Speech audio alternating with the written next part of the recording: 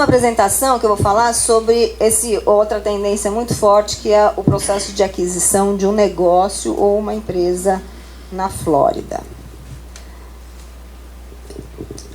A gente vai falar um pouquinho e rapidamente só por que Flórida, porque a gente vai explorar isso numa palestra à tarde, como você escolhe a brokerage, o passo a passo. O brokerage é o escritório do broker, né?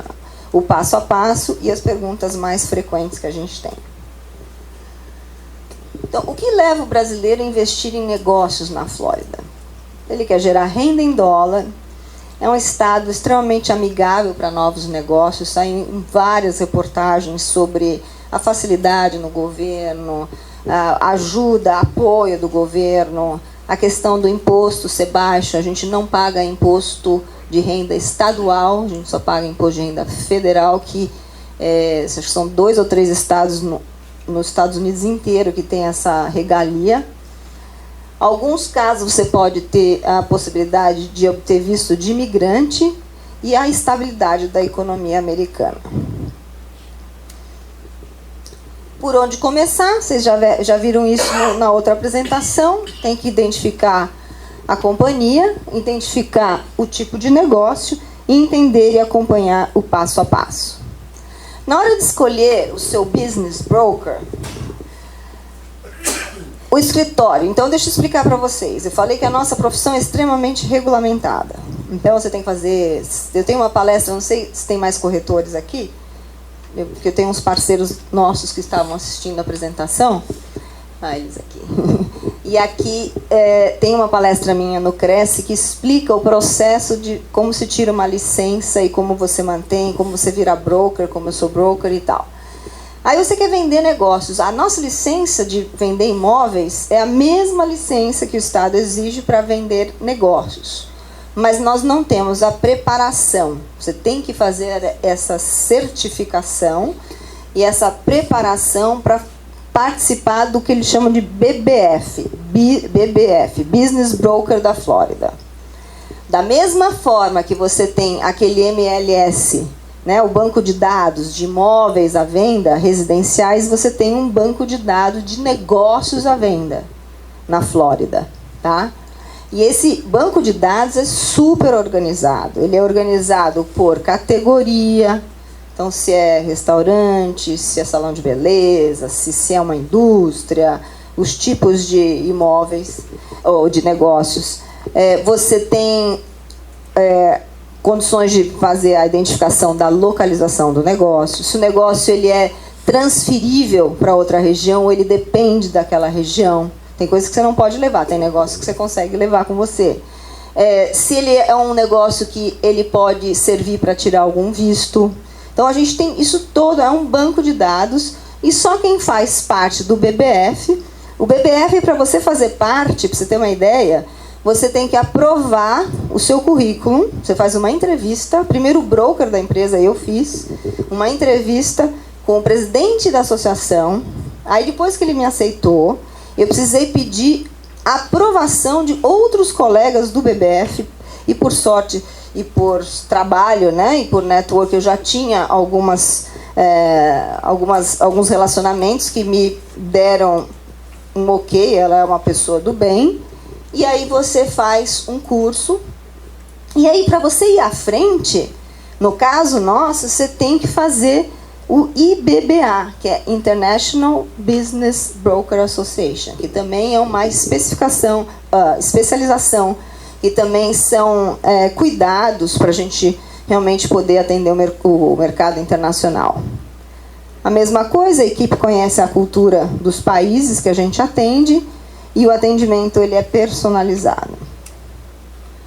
Vocês já viram também esse slide, que é muito parecido. Você também vai precisar de assessoria legal, contábil, uma consultoria especializada, com estudo de viabilidade, com auditorias do negócio, para ver se o valor que ele está vendo ele está correto ou se ele não está correto, se tem financiamento disponível para aquele caso ou não. Se você está envolvendo um visto, você tem que ter o envolvimento de um advogado. Nós podemos fazer a parte de tradução toda e interpretação, acompanhando o investidor. Nós temos que identificar, né, o valor do investimento, que isso faz uma diferença, e a experiência do comprador para aquele negócio específico é importante para evitar que não dê certo. Esse slide também é repetido porque, de novo, o processo é muito similar. A gente tem uma consulta inicial. Algumas empresas cobram uma consulta inicial nesse caso de business, que pode ser abatida do valor da comissão posteriormente. A gente faz a pesquisa e a escolha do tipo de negócio, e hoje tem sido um grande desafio para nós, porque a quantidade de pessoas que está mudando para lá é muito grande. E o pessoal não sabe o que vai fazer. Aí você fala, eu quero comprar um negócio. Que negócio? Não sei, o que você tem? Eu tenho milhões de negócios à venda. Qual a área que você gosta de atuar? Você quer trabalhar todos os dias? Você quer estar envolvido no trabalho ou você quer trabalhar o mínimo possível? Você gosta de público ou não gosta de público? Você quer trabalhar sábado, domingo ou não? Então, isso é um processo lento, demorado, e para muitos dos nossos brasileiros que chegam lá e que aí não têm ideia do que vão fazer. Então a gente toma uma série de providências e o passo é o mesmo. Suporte, a gente apresenta os profissionais adequados. Hoje em dia, para a questão da imigração, você tem que fazer um bom plano de negócios, então você tem que ter empresas e profissionais especializados nisso, e a gente tem todo esse cuidado. Uma das perguntas que as pessoas ainda fazem, como faziam para mim na área residencial, mas um estrangeiro, ele pode ter uma casa no exterior? Eu falava, pode, a gente explicava. Agora a pergunta, como estrangeiro, eu posso comprar uma empresa, um negócio nos Estados Unidos? Yes, você pode. Mas não pode trabalhar, a não ser que você já tenha autorização de trabalho, né? E se você já tenha um visto, senão você não pode trabalhar. E aí como é que você faz? Tem que ter um executivo, um gerente, alguém que vai tocar o negócio para você lá. Outra pergunta que eu escuto: quais são os custos envolvidos na compra de um negócio, que é diferente dos imóveis? Tá? Além do valor do negócio, deve-se considerar ainda um desembolso aproximado de 15%. A comissão gira em torno de 10%, mas você tem que incluir consultoria, abertura de empresa, despesas com fechamento, comissionamento do broker, despesas com advogados, que estarão certamente envolvidos nesse processo, auditoria. Então, esse é um número aproximado. Quem que paga a comissão do corretor de negócios na Flórida? Uma das coisas diferentes da área residencial é que nós somos o que a gente chama de single agent. Numa transação de imóvel, é possível, como eu falei, 95% do tempo você tem uma pessoa representando o comprador e outra representando o vendedor. No caso dos negócios, você é representante de um lado só, e você tem que assinar um contrato de exclusividade com o broker, senão ele não começa a dar o atendimento. No nosso escritório, hoje em dia, assim, esse primeiro ano e meio que a gente começou a fazer esse trabalho, porque eu não faço atendimento de todo mundo, mas nesse primeiro ano e meio eu participei de quase 100% das primeiras consultas, para explicar que, se não houver isso, eu não vou trabalhar com a pessoa. Primeiro, pelo seguinte: o outro lado, de novo, aquela pessoa que está vendendo a empresa, que está vendendo o negócio, ela não vai falar comigo se eu não tiver um contrato sério com uma pessoa e não tiver assinado aquele non-disclosure, o NDA, que você não vai falar nada sobre aquele negócio. O que é diferente quando você vende um imóvel? Quando você vende um imóvel, você quer que todo mundo saiba, não é? Você põe no Facebook, você põe a placa, vende-se, você põe no jornal, você põe no banco de dados.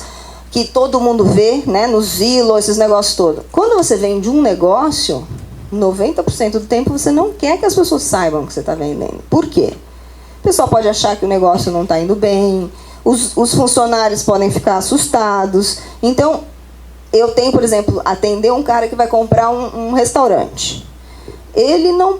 está escrito, você não pode ir no restaurante sem um preparo. Você não pode mal passar na frente, porque senão você acaba com o deal e nós ficamos mal na imagem dessa organização dos brokers de negócios e de empresas. A comissão gira em torno de 10%, incluindo a consultoria.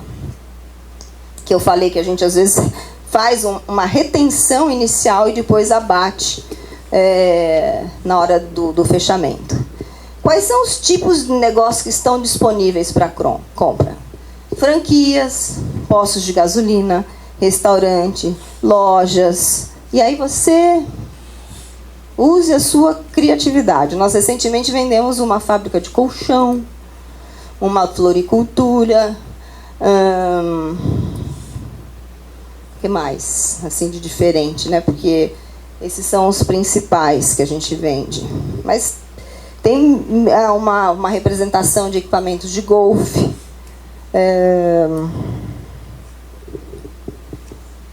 Eu estou lembrando, mas tem muitas coisas, muitas. Uma das perguntas que o pessoal fala assim, mas poxa, esse negócio tá bom, por que a pessoa está vendendo? E isso é uma estatística que a gente obtém da própria associação, que 90% dos casos é porque a pessoa vai se aposentar. E não existe essa tradição nossa de ficar passando para os filhos, né? Cada um lá meio que independente. 7% porque vai mudar para outro lugar. Então ele tinha lá um negócio dele, por exemplo, um caso recente, uma representação da FedEx, da UPS, desculpa, de envio de coisas, né? E aí e quem tocava isso era a esposa. Aí ele foi transferido para um supercargo numa empresa multinacional em outro lugar. Ela vai vender, entendeu? Então esse é um segundo tópico. Muitas coisas por doença. Eu já vi várias vezes. Ela estava lá, o negócio ficou grávida, está com problema, não quer mais trabalhar, então está com problema, gravidez de risco. Isso está descrito na hora que você faz.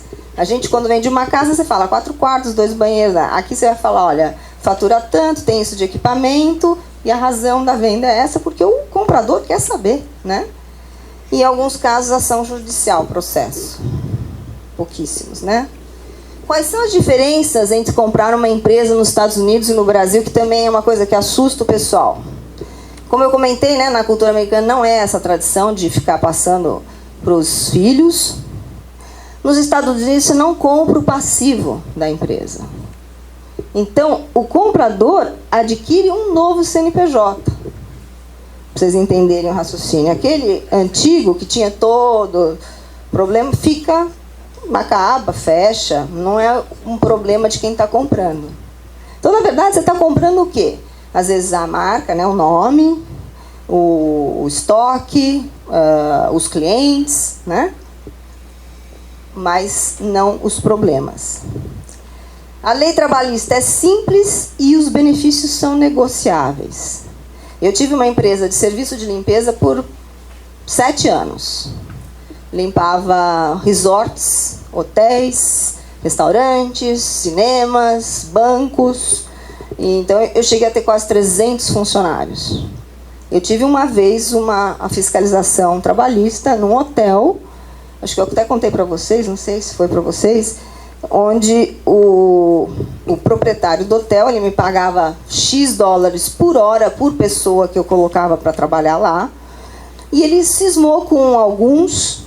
que, por exemplo, a pessoa do front desk do hotel, né, da recepção da entrada do hotel. E ele trabalhava 60, 70 horas por semana. O dono do hotel só me pagava aquele mesmo valor. Para ele estava bom, para mim estava bom, para o funcionário estava bom, porque ele queria trabalhar aquelas horas. Mas passou de 40 horas, você tem overtime. Meus tradutores aqui. Hora extra, né? Eu não sabia que Era obrigatório isso, naquela categoria. Aí ele chegou para mim e fez uma relação, falou, olha, esse, olha, não pode fazer assim, você tem que corrigir assim, você vai ter que pagar isso, você tem que buscar eles e conversar. Não levei uma multa. Consertei, resolvi o problema, nunca tive nada. Então, não existe esse medo, né? Agora eu venho muito para o Brasil, o pessoal fala assim, por que você não abre uma empresa, um escritório aqui? Pelo amor de Deus, nem me pagando, entendeu? Eu sei que é problema. Então, esse tipo de problema não existe. Benefício, eu tenho um escritório, eu não tenho férias pagas, eu posso negociar se eu quiser. Então, depende do tamanho da empresa. Você pega o Fernando que está aqui, é uma empresa nacional, uma das 6ª maior dos Estados Unidos. Ele tem lá os benefícios dele, né, de tantos dias de férias por ano, mas não é uma coisa que é uma lei só para todo mundo. Tá? Um dos cuidados que as pessoas têm é quando você tem sindicato envolvido, tipo funcionário da Disney, que é uma grande empresa, mas não é o que a gente está falando aqui.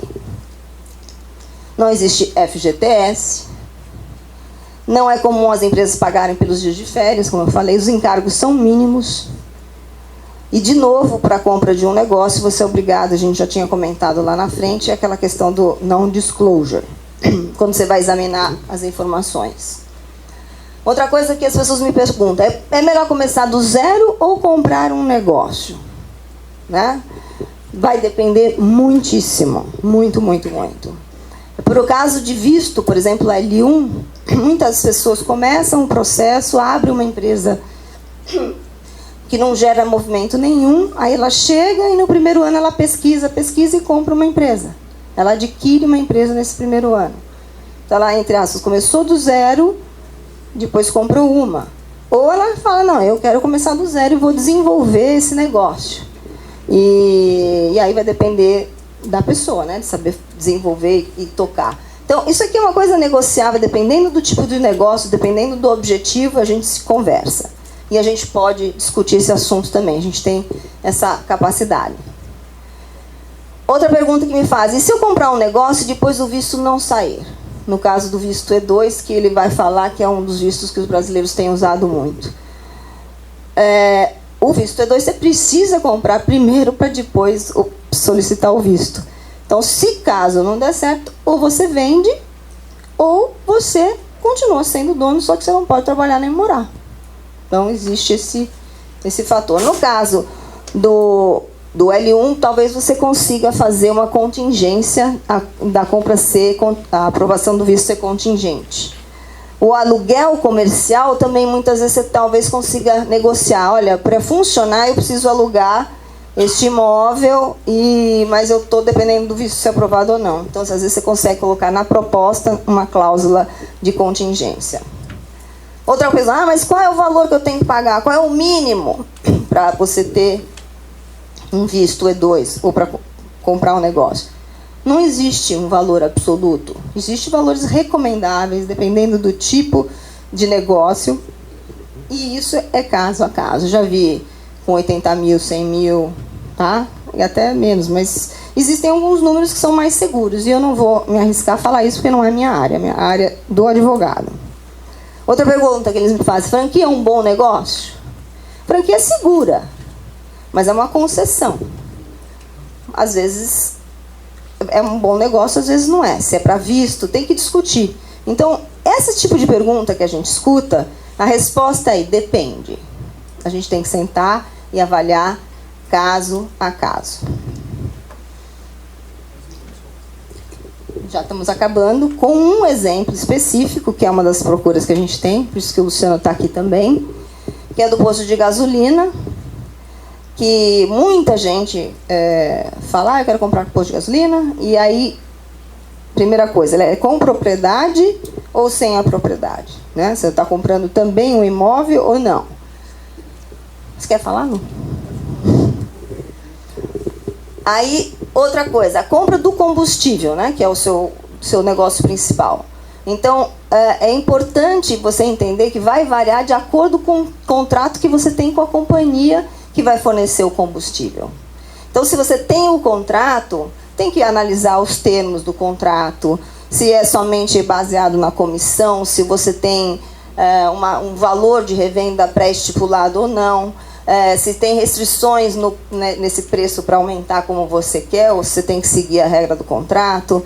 A manutenção do equipamento está incluída normalmente quando você tem um contrato. Já quando você não tem contrato com alguma fornecedora de gasolina, a opção de comprar combustível é sua, de você escolher qual é o melhor negócio naquele momento. Você normalmente não vai ter restrições na revenda, e a total responsabilidade dos equipamentos, dos tanques, é do proprietário. Qual é a fonte principal? Não é a gasolina, mas a loja de conveniência, que tem essa margem aí de 25% a 30% nos produtos comercializados. Aí você tem que tipos de negócio que está embutido nisso: a loteria, remessa de dinheiro, caixa eletrônico, lanchonete. Você tem que ter sorte também de saber escolher um local que não vai ter um uauá, não sei se vocês têm aqui, não é franquia aquilo, é uma marca, né? Uma marca que não é franquia, eles são donos de tudo. Então tem que saber escolher o posto, por isso que existem os profissionais.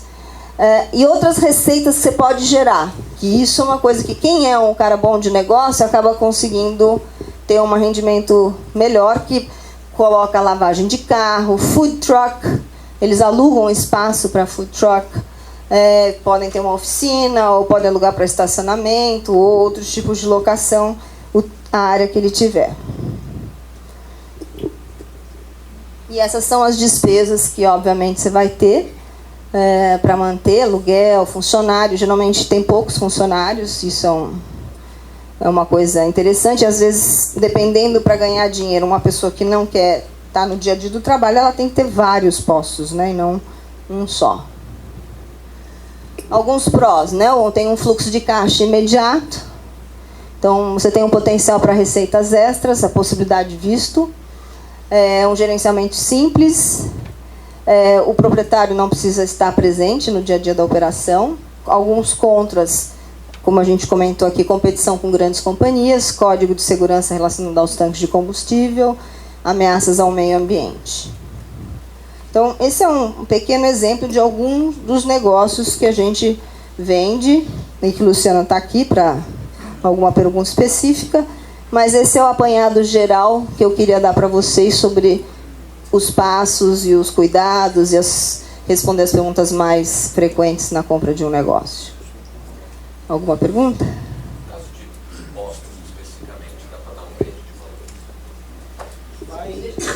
valor? Aqui nesse exemplo específico do posto de gasolina, para pedir uma ideia de valor, assim, se dá para dar um range aí. Vai depender muito do contrato, se tem ou não tem contrato. Porque vai estar relacionado com comissão, só na venda do combustível, ou se você tem liberdade de trabalhar com o preço que você quiser. Então, vai depender da região, obviamente, do tamanho do posto, mas tem postos de gasolina que vendem por $20 mil, e tem postos que são vendidos por $4 milhões, né? Obviamente, nesse caso, já incluindo a propriedade, né? Mas vamos colocar sem a propriedade, vai girar até uns $500 mil, mais ou menos. Com a propriedade, aí vai depender muito do tamanho da propriedade e da localização. Tem bastante no mercado. Tem disponibilidade de postos de gasolina no mercado? Tem bastante. Qual a rentabilidade? Então, vai depender. Na loja de conveniência, você consegue ter de 25% a 30% de margem em cima dos produtos que você comercializa dentro da loja de conveniência. E aí você vai agregando os extras, né? Os que você pode, que segue aquela lista ali de opções que você pode agregar no seu comércio. Oi? No combustível, então, tem margem de 2 centavos por galão, que são 3,6 litros, até 20 centavos, mais ou menos. Vai depender, mais uma vez, do contrato. Se tem ou se não tem contrato. Deixa eu fazer um comentário. Hoje em dia a gasolina está quanto na maioria dos lugares? Está abaixo de $2 o galão, né? Tem um lugar em Orlando que está $5. E as pessoas compram. Então, livre iniciativa. Bom dia. No caso de comprar um posto de gasolina em Orlando, já funcionando, é verdade que se assume a dívida trabalhista caso ocorra ou não? Não. Volta naquele assunto que a gente discutiu hoje. É verdade que se você tiver, por exemplo, um problema de vazamento, contaminação ambiental, vai ser responsabilidade de quem comprou depois. Quem vendeu ficou livre. Não, na verdade, assim, tudo que está sob o Estado, eventualmente tem auditorias. Mas é a mesma coisa que você disser para mim, e isso acontece, né? Assim, hoje, por exemplo, nós temos clientes de residencial. Vou dar um exemplo de uma coisa que está acontecendo muito. Ele comprou comigo há 5 anos atrás. Então agora ele quer vender, porque valorizou, quer comprar outros negócios. Às vezes ele quer dar o preço daquele imóvel muito mais do que realmente ele vale. Porque geralmente é assim, né? Você é dono, você acha que vale mais, você pôs o piso não sei o quê, madeira, granito.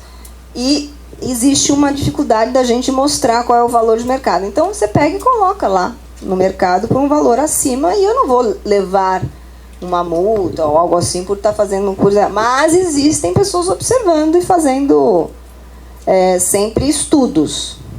Aquela rentabilidade que aparece nas listas da lista BVF, ela quem coloca a rentabilidade é o proprietário e você é o responsável pela due diligência do negócio? Não. Então, exatamente, é isso que a gente falou, né? Você quando compra um negócio, você tem todos aqueles profissionais envolvidos. Talvez eu não tenha falado tão enfaticamente isso, mas é importante essa pergunta. Quando você está comprando, a gente contrata advogados, a gente contrata auditores para checar se aquele valor está correto, se aquele fluxo de caixa está correto, se o imposto de renda mostrado está correto. Associado à due diligência que tem. A due diligence que chama em inglês, mas é a diligência que você vai ter que fazer. Funciona a loja de conveniência? Ela faz parte do posto, ou seja, é o mesmo dono, ou não? Ou você consegue, como dono do posto, alugar a loja de conveniência para uma terceira? Você tem essa opção. Normalmente, na maioria dos casos, ela pertence a um pacote, né? A loja de conveniência junto com o posto de gasolina e todos os extras que você já vai encontrar naquele estabelecimento específico. Uma pessoa só. E eu posso, porventura, não quero dor de cabeça, posso alugar essa loja para uma... Pode. Se você tiver alugado, isso vai ter que dar uma olhada no contrato de locação do imóvel, se você pode fazer uma sublocação.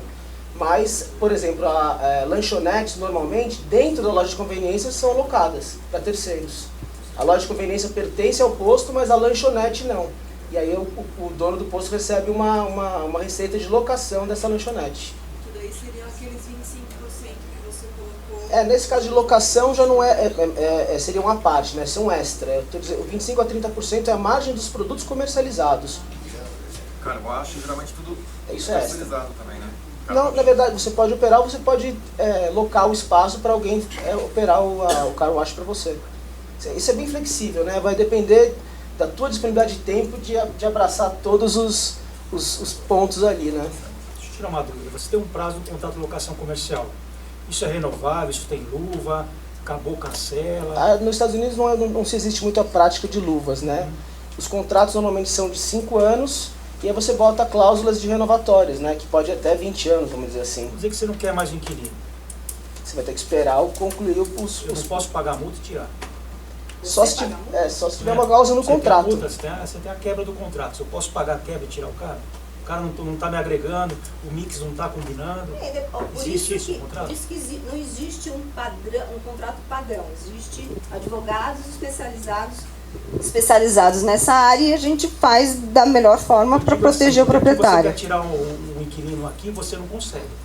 Não consegue. O cara vai recorrer. Não, lá não é assim. Eu já tive que vender um imóvel quase dado por causa de inquilino. Então, minha preocupação é investir lá no imóvel e pegar um problemático desse. Acho que eu falei na primeira apresentação, não sei se estava, a gente... Inquilino residencial, em 30 dias você tira. O comercial. O comercial também eu já vi tirar, mas é tão bem feito que geralmente é tudo negociável. Nunca vi nenhum problema desse. Você tem alguma coisa a acrescentar, Léo? Não, né, também? É muito raro acontecer. Na verdade, o que os advogados costumam comentar nos Estados Unidos é que aqui a gente tem muitas leis e contratos relativamente pequenos. Nos Estados Unidos existe menos leis, os contratos são maiores, porque justamente vale o que for combinado. Exatamente, isso que eu falei. Por isso que é importante a figura de um bom advogado especializado no assunto, entendeu? Vocês têm? Temos. E as bandeiras? As Bandeiras dos postos? Também é livre, né? Depende do local, depende de quem está atuando naquela região.